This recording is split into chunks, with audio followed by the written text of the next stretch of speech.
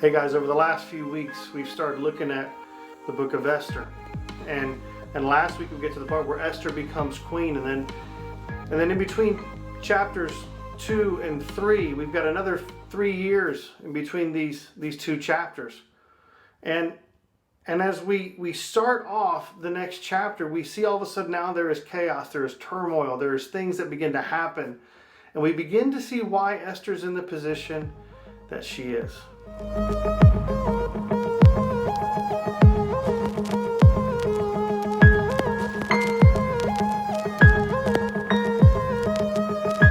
So the beginning, it says this in Esther 3, starting in verse 1, it says, "After these events, King Xerxes honored Haman, son of Hammedatha, the Agagite, elevating him and giving him a seat of honor higher than that of all the other nobles. All the royal officials at the king's gate knelt down and paid honor to Haman, for the king had commanded this concerning him. But Mordecai would not kneel down or pay him honor." Now, Mordecai's problem with Haman was probably twofold. One, he was an Agagite. He's a descendant of the Amalekites, which were sworn enemies of the Jews in the nation of Israel for many, many years, going back all the way to their exodus from Egypt. And so they've had this long-standing thing where they don't like each other. Second thing is, if we look at what it said there, it said, all the royal officials at the king's gate knelt down and paid honor to Haman, for the king had commanded this concerning him. The king had to make an order saying you have to pay him honor. If you've got to tell people they need to honor somebody, more than likely, they're not deserving of it. And so we kind of get a picture of the kind of guy Haman is. And so the fact that Mordecai would not bow down and show him honor enraged Haman. And if you've been around for a while, we've said it before, if you take a sin and you follow it all the way to the end, you see what it's capable of. So in this case, this rage, this anger leads to murder. Because Haman begins to concoct an idea. He wasn't satisfied with just having Mordecai killed. No, he wanted to wipe out all of the Jews. So he began to concoct this plan. And so he began to cast lots, which basically means it's like they're throwing these little stones and things so that the spirits will tell them what the right time is. And so they go month by month, day by day, and they basically get to the end of the year on the 13th day. And they're like, okay, this would be the day for it to happen. Then, that's when Haman goes to talk to the king. After he had already concocted his whole plan, after he had already cast lots to try to figure out when the best time to kill all the Jews was, then he goes and he begins the next step of his plan.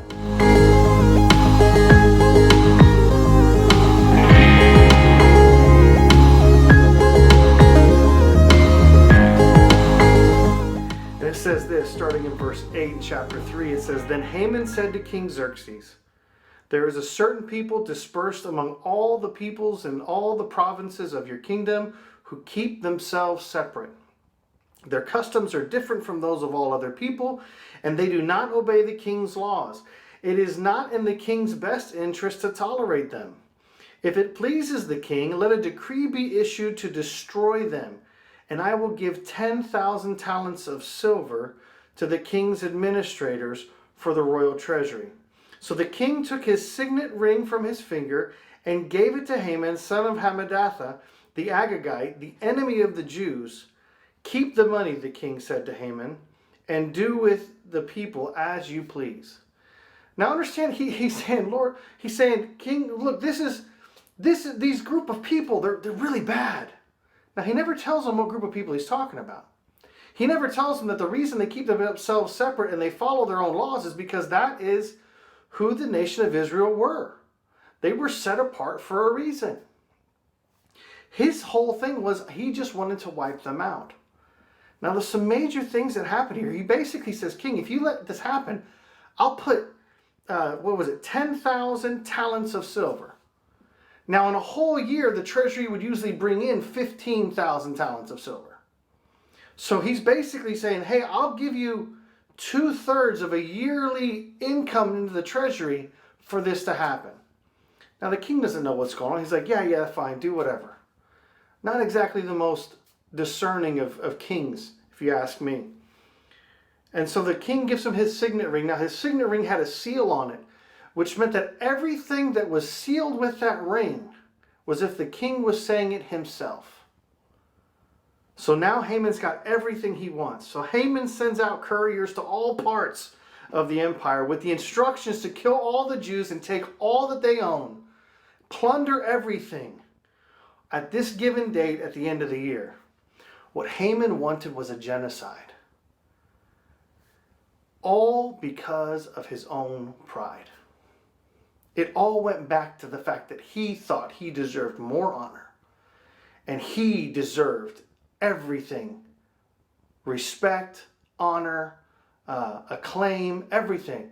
But since Mordecai said no, he wasn't going to bow down to him, then this is what Haman's solution is. A complete genocide of the Jewish people.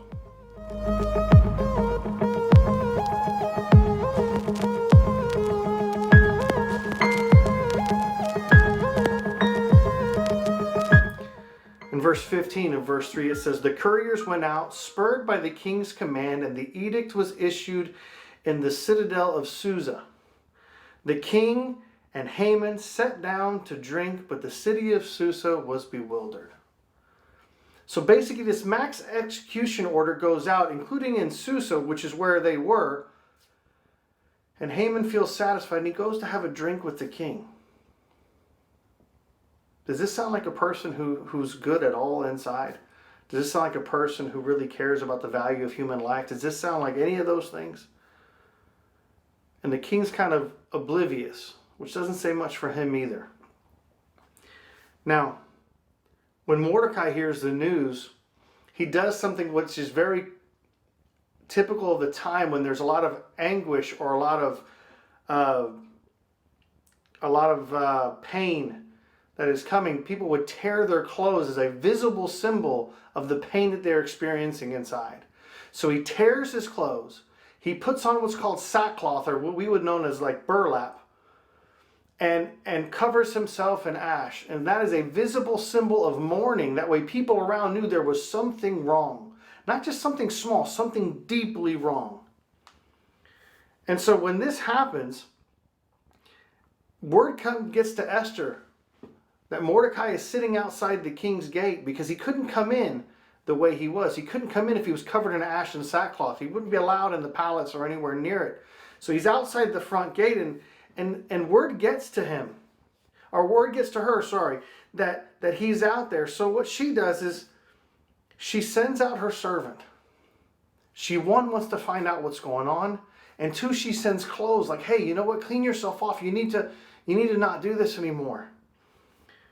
But what happens is this. Mordecai then begins to explain to Esther's servant exactly what's going on. The order that's been given. The fact that all the Jews were to be killed. And that is why he was in the state that he was in.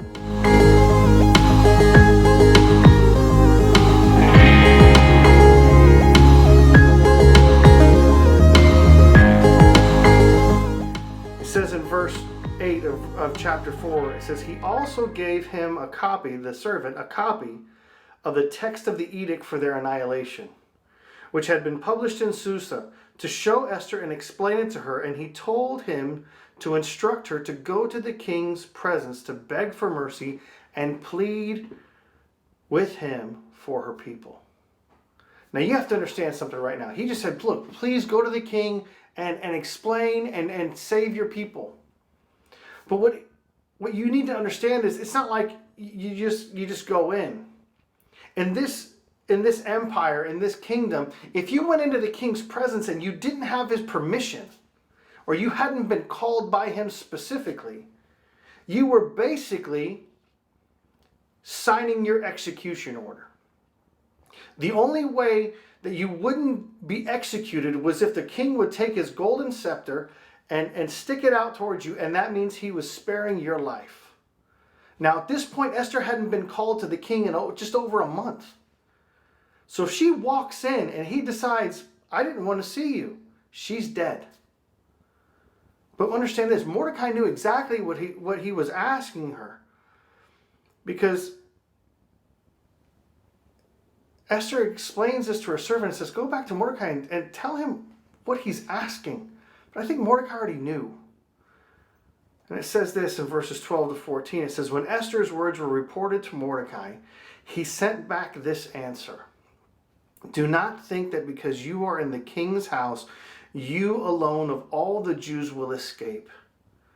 For if you remain silent at this time, relief and deliverance for the Jews will arise from another place, but you and your father's family will perish. And who knows but that you have come to your royal position for such a time as this. He's like, if you try to save yourself, it's not going to work. Trust me, the deliverance will come from somewhere else, but you and your family will be gone. He's basically saying he knows that he'll be gone too. But he's saying, look, you've been put in this position for such a time as this. You've been put in the perfect place at the perfect time to save your people. Now, the only person that could have done that was God. God works it out to where she's in the perfect place to save her people for such a time as this. Sometimes we may not see what God is doing in our lives. Sometimes we may not understand the circumstances that we're going through. But remember, like last week, we remember that He is in control. He is seeing the big picture while we're only seeing the small parts. He may be moving all these pieces around in your life and adding things to or taking things away so that when the right time comes, you're ready for such a time as this. I'll never forget, a few years back, I had a student, and I had moved a couple times, 2 different schools in the last 2 years. And it was weird because it was always from jobs that I enjoyed. But then as this time came up, I had this student who was really struggling. In fact, I didn't even realize how much. He wasn't even supposed to be in our school. But God worked out the way for him to be able to come in at the right time. He was a young man who was struggling in a lot of areas. And at the end, he didn't think that he could go on anymore. He tried to kill himself. And there was a relationship that had started to be built with him. He wasn't the best student, I'll be honest with you. He was near the bottom of the class. But I just felt like God had put something on my heart saying, reach out to him. Tell him that people would notice that he's gone. Build him up, encourage him and everything like that. So I wrote him a letter. And when his mom came to the school, I said, do me a favor, can you please give this to him? So as he sat in the hospital, his mom gave him the letter. She came back the next day. She goes, I don't know what you wrote, but whatever it was the perfect thing. Now, I'd love to take credit for it, but basically God put something on my heart that I just felt like I had to do it. But I was in the perfect place at the perfect time to help this young man. Imagine if I would have tried to take my own control. What would have happened maybe with this kid? God can use us in ways that we can't even understand, that He's moving the pieces around. Now, the cool thing is this kid he started coming to our youth group. He accepted Christ as his Savior. He turned his life around. God worked in his heart, and he became a new person. And it was cool because God was the one that did it all.